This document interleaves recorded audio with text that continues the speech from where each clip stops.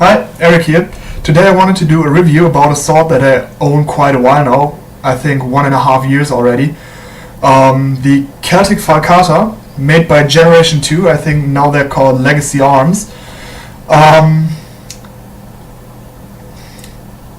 First of all, I really like this sword. I mean, it's just $200 and I thought, well, you can't expect too much for $200. Maybe a nice decoration sword and for a bit of cutting, but this sword is actually quite decent for the price. I mean, of course, it's not the best sword or the best replica of Falcata, but it is a nice sword. It's well made. The steel is overall a very reasonable one. 1055 high carbon steel, very reasonable steel for a blade, and often used. I mean, if you read the specs of many different manufacturers, many of them use 1055 for the blades. I already got a little, very minor damage and very little bit of edge damage. I don't know if you can see it right here. Right here where my finger is, a very tiny nick, which happened when I was cutting some bottles, and I used a steel table and hit it with full force, so I was afraid the damage would be much bigger, but it turned out to be actually quite minor. So I think the overall steel is quite good. The handling is, as you can expect it from a sword of that shape. All the mass is up here at directly in front of the tip, and this is the way it handles it. If you swing it around, it pretty much feels like an axe. And this is what it was made for. I mean, Celtic tribes in the region of today's Spain used their weapons to crack the helmets of Roman legionaries. And yeah, so you can definitely imagine for that you need a whole lot of mass, and the sword doesn't have to be agile or anything, it just has to break through the helm, to break through the helmet.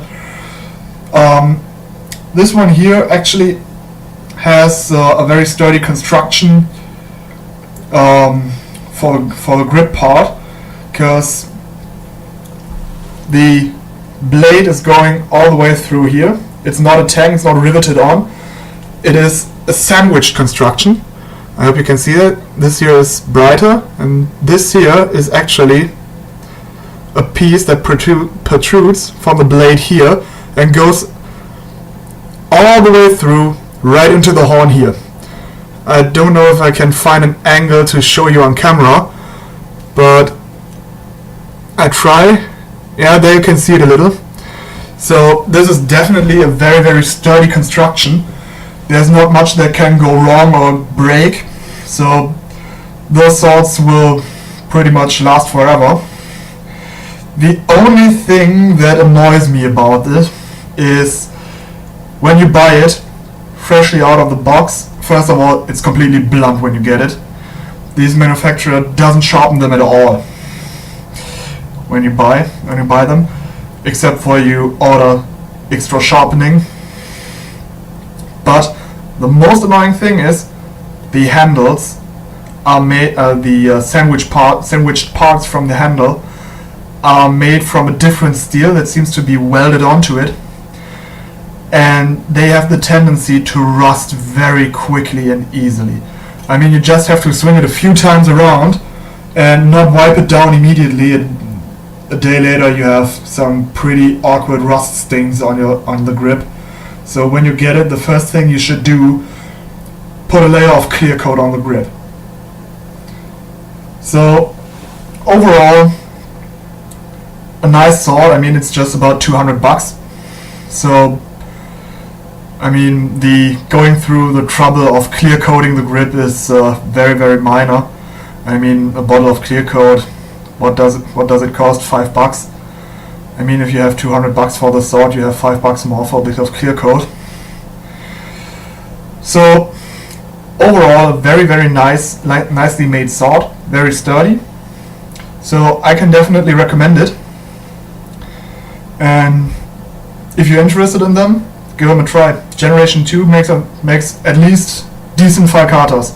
The other weapons I've seen so far made by Generation 2 were too heavy, but this one here is absolutely okay.